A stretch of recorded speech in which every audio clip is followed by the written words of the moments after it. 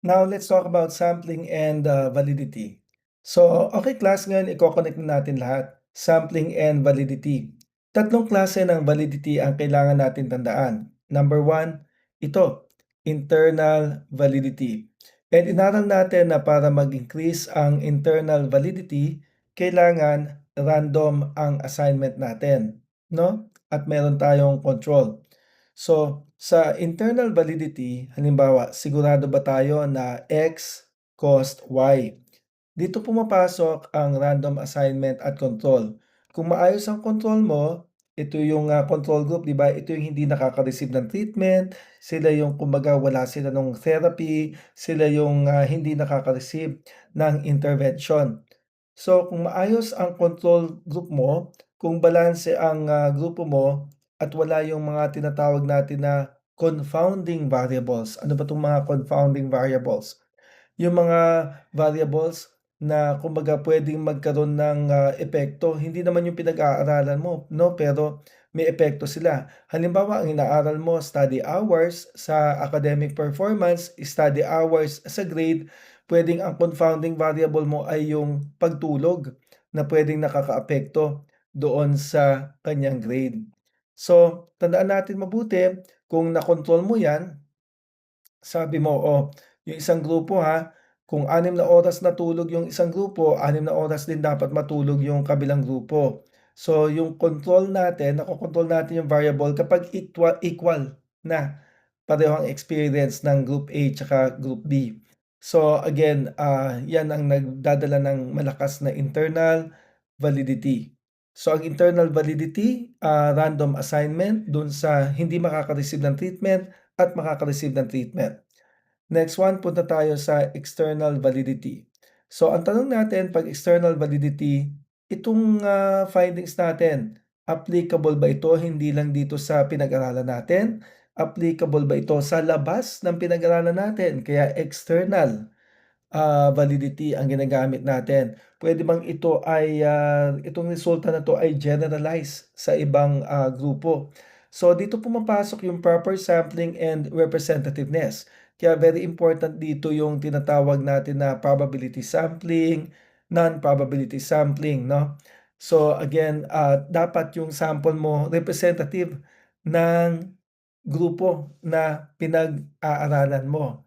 So when we talk about external validity, we talk about random selection. Ibig sabihin bawat isang individual has an equal chance to be selected for the experiment. So, and also remember kapag probability sampling gaya ng simple random or stratified and clustering, mas confident ka. Puntahan natin ngayon ang ecological validity. 'Pag ecological validity ang tanong natin, applicable ba ito sa real world? Halimbawa, sa laboratory, pinaupo mo yung mga participants sa tahimik na room. Walang cellphone, walang ingay, perfect lighting. Pero sa totoong buhay, 'di ba? Sa totoong buhay, hindi naman ganyan, eh. May TikTok, may traffic, may deadline, may heartbreak, kumpleto 'no? So, kahit internally valid yung lab experiment mo, baka mababa ang ecological validity. Bakit? Eh, kasi iba ito, laboratory world sa real world.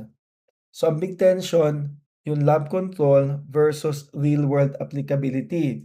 Sa laboratory, kontrolado mo ang mga variables. So, mataas ang internal validity. Although minsan unrealistic.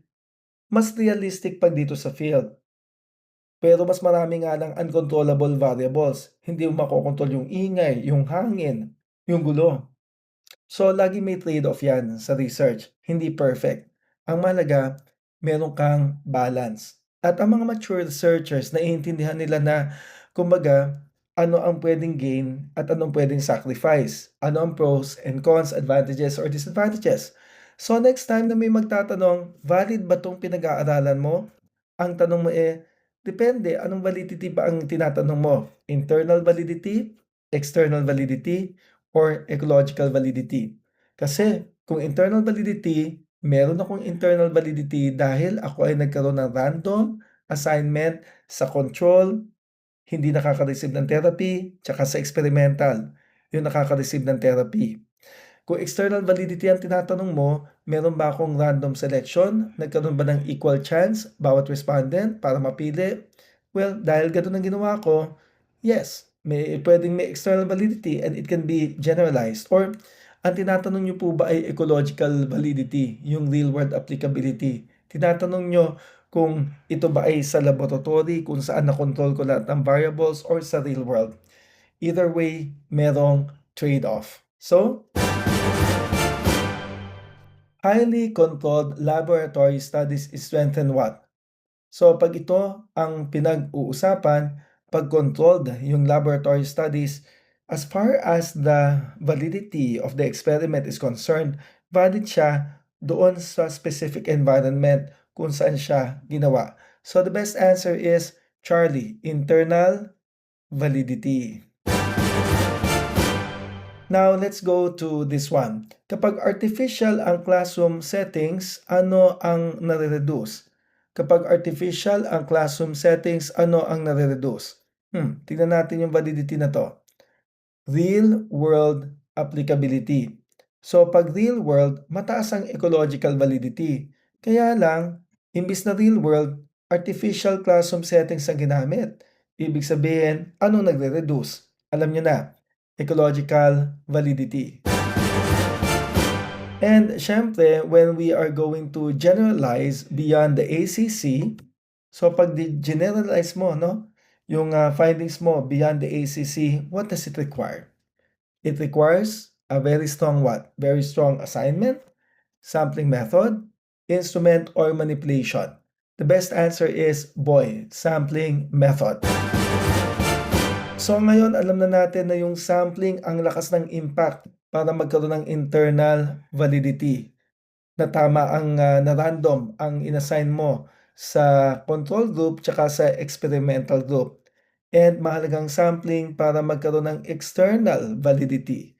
Baka ang sampling mo ay random gaya ng simple, stratified, and cluster. Dahil nga random yan, so ibig sabihin everybody has an equal chance. So mas mataas na itong result mo ay applicable sa labas ng experiment. Or ang tawag natin, meron siyang external validity or generalizability. And syempre, mahalagang tingnan natin yung sampling mo kasi saan mo dinala? Dun ba sa loob ng laboratory or dito ba sa real world environment? So again, sampling and validity are very important concepts that we need to understand.